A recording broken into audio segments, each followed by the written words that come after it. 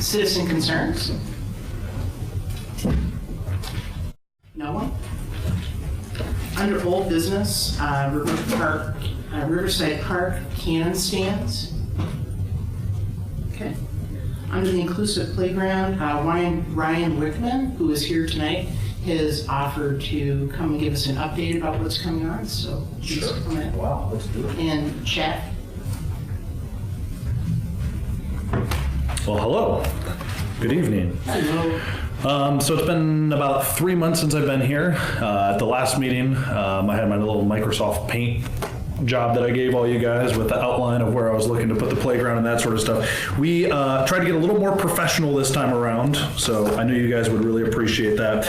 So in the 3 months, us as a committee have been working to find and identify different grants, different organizations that would be willing to partner with us for donations to try and raise funds for this playground. Again, we're trying to raise about $750,000 for this playground. One of the partners that has come out of that is Rudolph Libby. They've gone out and did a topography survey along with some of the work that they're doing for the pavilion as well at Rotary Community Park. And they've been gracious enough to give us a little bit of an outline of what we're looking at for the playground at Rotary Community Park with our proposal. So let me hand this out for you guys.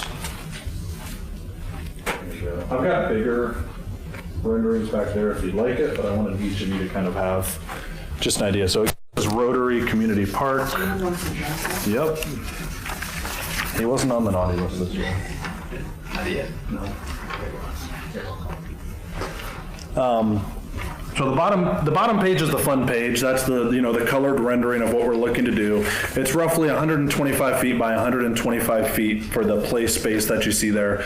Again, it's mostly the poured rubber. We've developed a topography feature on the side of it, simply because for you to get the risers up to height on a structure of a playground, you can only go up so many feet over a distance, and to do that, it would just be a mess. And so we've come up with the idea of putting a gently sloping hill on the side of it and then bridging over to the different heights of the playground as a way to do that. Obviously in Northwest Ohio, one of your chief concerns anytime you put a hill anywhere is where's the water going to run off to, and so we think we've put it in a solution, but we're more than happy to kind of adjust as needed to where that can best fit.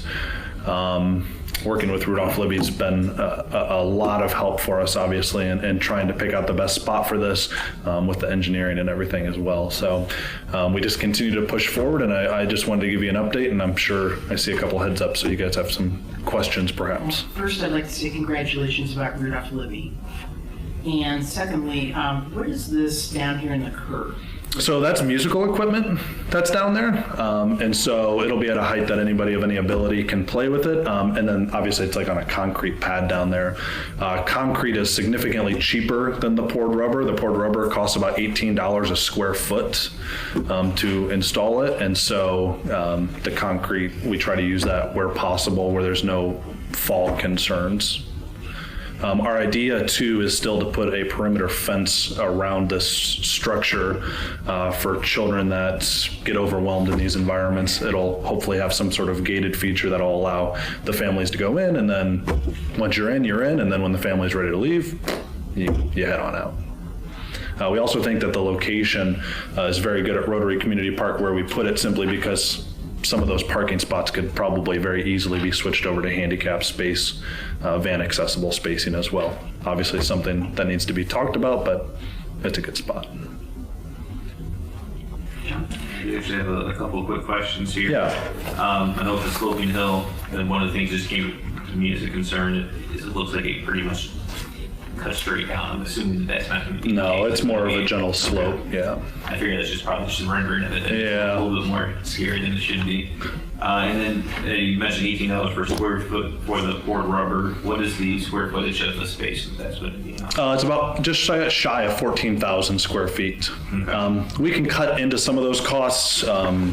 if you get in-kind stone donation, that sort of thing. So the poured rubber is a porous material, so we don't have to worry about drains on the actual surface. The water will filter through the porous, and then it has a stone basin underneath of it. So this $18 a square foot takes into effect the stone basin, so we can try to eat away at some of those costs potentially if we find in-kind donations. And then one of the questions I asked you is, what's the lifespan of the poured rubber? So the poured rubber has a warranty of 5 years. The Finley playground that we're mimicking this off of, they've been at for 4 years. They have seen no issues with it. And then meeting with the Metro Parks, they just poured out at Providence Metro Park their poured rubber that had been in for 20 years, simply because it got flooded out this year. And they said if it wasn't for the flooding, it was still in very usable shape. So let's say 5 years guaranteed, it seems like it has a much longer lifespan. Very much so, yeah. I wouldn't want to put something in that it's expensive. I wouldn't want to get it replaced. And our goal is, as a fundraising entity, is we want to over fundraise a certain amount. And so if or when issues come up, we have the ability to not say, well, it's your problem now, City of Perrysburg. We want to come with you and try to fix those problems when they happen. Appreciate it. Yeah. And again, I'm very happy that you're going to be raising this money rather than asking the taxpayers for it. I think that's terrific. Yeah. I think at one time when we were discussing this, there were questions about where it was going to be within Rotary Park. There was some other big field that was.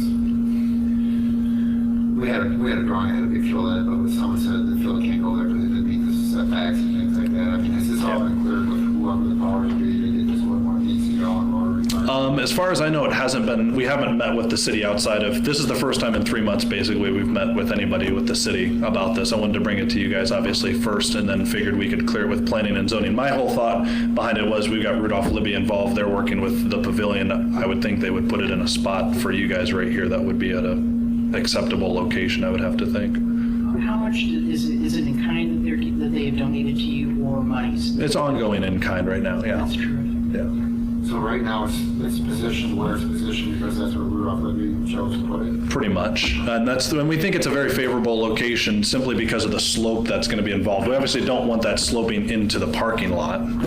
So having it go into that open field seems naturally like a favorable spot because it'll slope gently towards the rain garden that's over there. And we're putting it there because of the proposed pavilion that Rotary's likely to do next spring, and having bathroom facilities close by is a paramount thing for this playground and the families that would visit it. Just as a reminder too, I know it Jim alluded to this, but Rotary Park is the only park in town that we actually have a master plan for. So to get that changed, it would have to go, I think it starts at the planning commission and then comes up to here for that approval. So Sure. that would probably be the only hurdle I would see. Okay. At this point, it seems like you have everything else pretty well. Yeah, I figured I would come here. You guys could give me a little more of a blueprint on the appropriate legislation, where I'm supposed to go and that sort of thing, but I wanted to come to you guys first. My thought would be, why not go to planning and zoning after this meeting and present what you Sure. presented to us? Yeah. Even if it comes there, you still have to go and get the master plan redone to start down the planning commission. So that's how the process would go. When we had when Rotary was working in the building and they did the master plan, that was I think they initially brought here the plan and then went down to the planning commission. to get Sure. everything approved. I figured it's something like this would have to happen, but like I said, just wanted to come here first. This is part. It's the only part that's like that. That's right. We looked, and I don't think, looking at where I know Bridget's not here today, but I know Bridget was digging down through all the parks to see if there's any other ones, and I don't think she's turned up one yet. That's the only one. Yeah, This is the only fun one? this is the only one. Of course, it's the one that gets selected to try to do it. It's all right. We can make it happen. Yeah, we're okay with meeting with more committees. That's by committee, right? That's right. Did you have anything else that you'd like to bring before us? I know I had talked previously about a potential splash pad. Right now, our key focus is just on the playground for a number of reasons. But we're focused on, number one, the playground. Number two is making sure that at the playground we have the appropriate bathroom facilities for the families that would visit a playground of this type. So, is Rudolph Levy aware that we're contemplating maybe a splash pad because maybe that would change their... Splash pad is just, no, splash pad, we're not, if we ever did anything as far as a true splash pad goes, we'd probably put were outside of like a decorative fountain that you could somehow soak your head in or something like that, it's not beyond the scope of that, simply because of a cost. And we know the city has at least toggled with the idea of doing a splash pad at some location in the city. We're not looking to mess around with anything with that, so. Well, you had also mentioned before you didn't want to make it look like Las Vegas, which I would be in agreement with. If you were Yeah, to it do doesn't hit that. our key demographic for the playground yet. Anyone else? Thank you very All right, much. thank you. Okay. And under new business, I was going to ask for an update on the splash pad and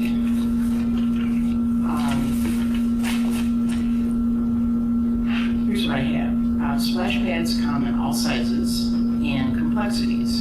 Since the committee wants a splash pad, I would ask Mr. Cusack at the next finance committee meeting to determine what is the maximum amount the city would be prepared to spend for the splash pad. And then we can then retain a designer and or engineer who could design a splash pad that would be the right fit for the budget. That's what I have on that.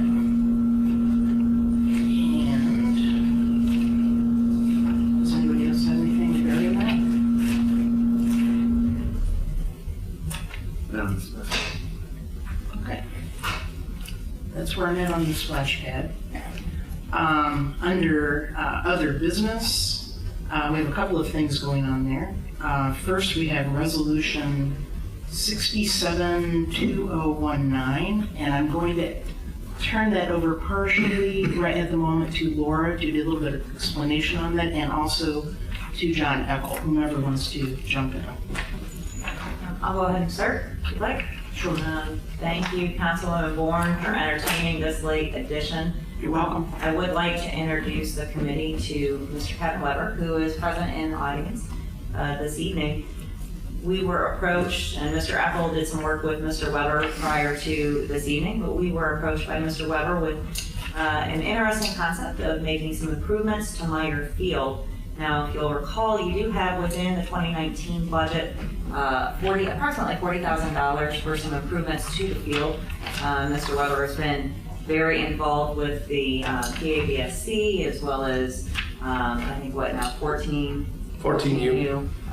travel ball, and looking at some improvements that could be made that are really overdue maintenance, most likely. We're looking at making some improvements to the irrigation, the actual turf itself, excuse me, and some drainage.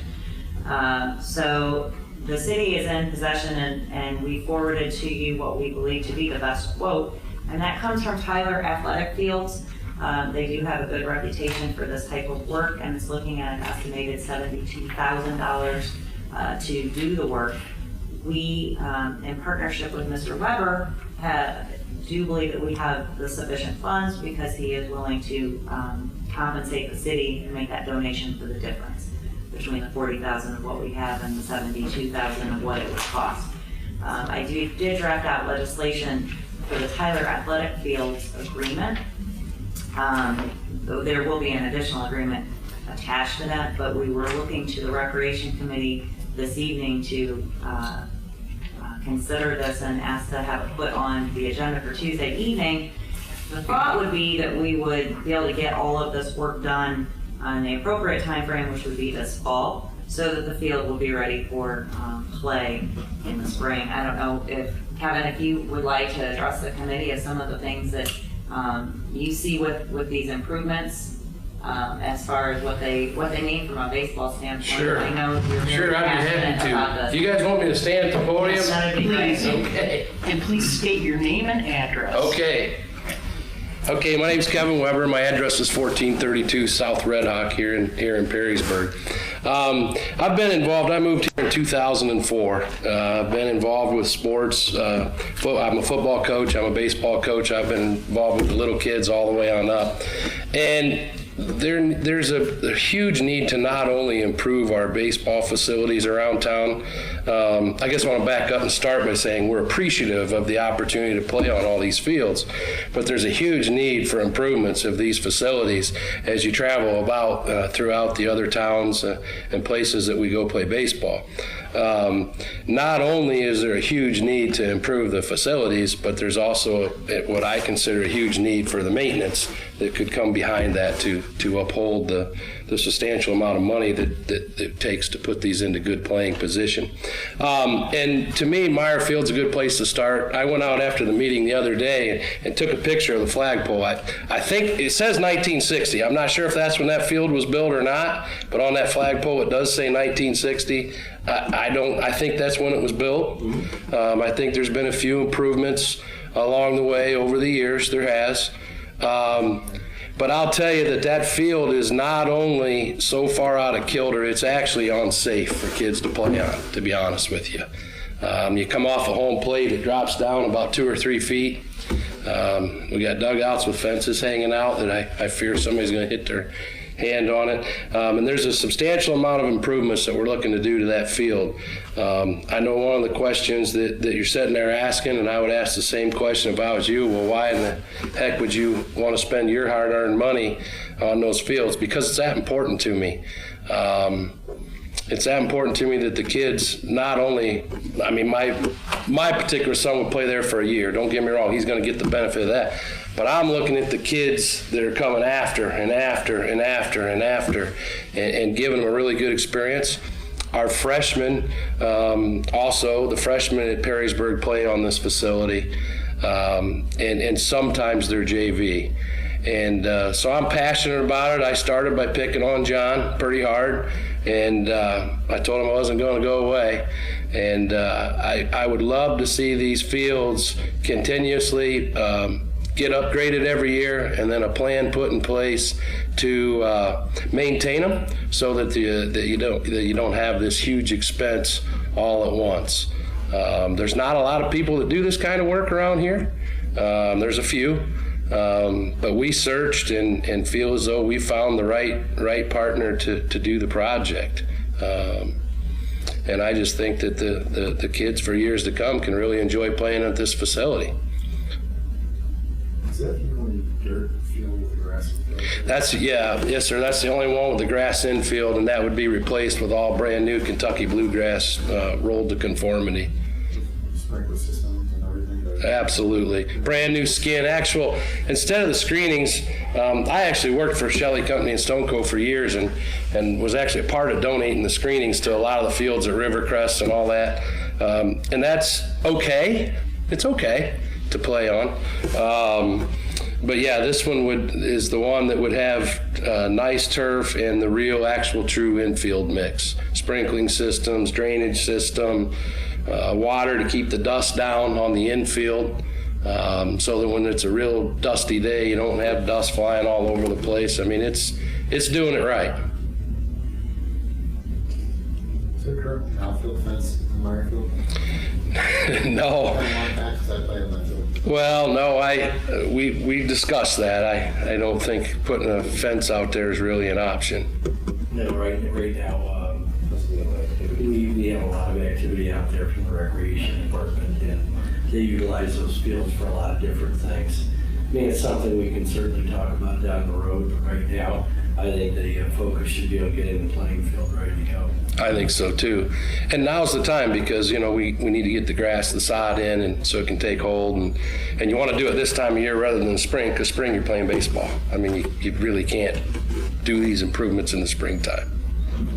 One of the things that we've discussed is that with this type of work that's being done, and I think Mr. Weber just addressed this as well, that with the proper annual maintenance, you actually have a really countless life to these types of improvements as long as they're properly maintained. We have secured a quote also from the same company for an annual maintenance contract. And so we know what that annual cost would be. And it's actually fairly nominal compared to the improvements, but it'll help to maintain the life of these. Also, internally, we've been addressing what our field contracts look like. Obviously, we do have contracts with the PADSC as well as with other soccer organizations for our soccer fields, and those also address maintenance. We want to be sure that if the city commits to put in such an investment, and we have the generosity of a donor like we do in Mr. Weber, that we are making sure that they're maintained on that regular basis properly. So we want to, any agreements we'll have with PABSC will acknowledge what they can and cannot do on those fields, so we're not damaging what we've got out there. These folks actually come in and laser grade everything in the fall and make sure there's no lips build up and add any material that is eroded through play throughout the year. And I strongly suggest that that's considered, and Yes.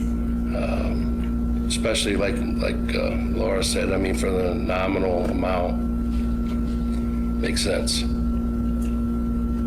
So what the administration would be seeking from the committee this evening would be a recommendation to place this on council's agenda for Tuesday. You do have draft legislation, but I think that there's a couple changes that need to be made within that legislation. Certainly, we would be looking to acknowledge and accept the proposal of $72,000. We want to make mention within the legislation that the city has the $40,000 budgeted. Mr. Weber and the administration have already talked about an agreement acknowledging simultaneously the acceptance of his donation that will be going specifically to and dedicated to this project. I know speaking with President Matuzak prior to the meeting, Councilwoman Bourne, that we'll look at the budgeting side of that to see whether or not those dollars can go right back into the same fund that we're pulling the $40,000 out, similar to the way we've addressed grants in the past.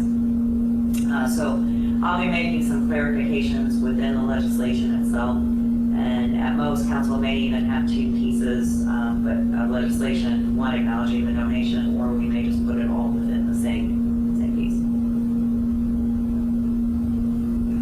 Would we have that information before see if we need to discuss it further before the next council meeting? Will we have all that information specifically? There's really no further information to provide, it's just going to be clarification of the language. So I'll be sending out the council packet on Friday for your meeting on Tuesday. If this chair or if any member of this committee has any requested modifications, just send them to me and I'll look into incorporating them. That's fine. I just want to make sure we were clear on what we were looking at. Anybody have any questions? I do have a question. if you don't mind. Sure. I know you mentioned the nominal fee to do the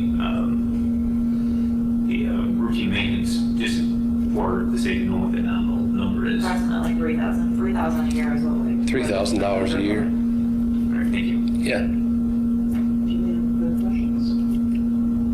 St. John's offers it for $2,500 a year.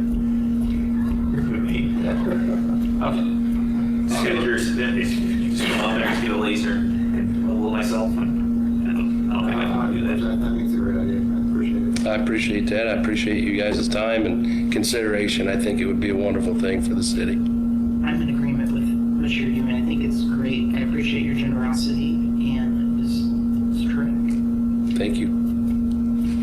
That's all I got. Thank you. All right, so that being said, are we going to, we're thinking of voting on this evening, or are we going to wait until we have more information, have it drafted further? If you make a committee recommendation of at least advancing it to city council, again, what I send out on Friday is not only going to have revised legislation for you, it'll have the same quote that you have, it will also have the agreement with Tyler Athletic Fields attached to it. And if you have any suggestions to changes that you'd like to see in the whereas clauses, just let me know.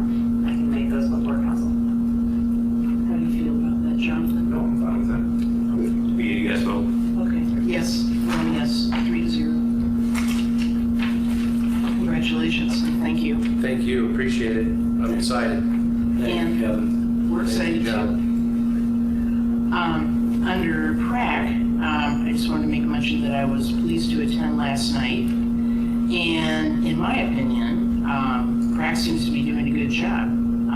It was helpful to discuss the ordinance recently passed that delineates the responsibilities of council's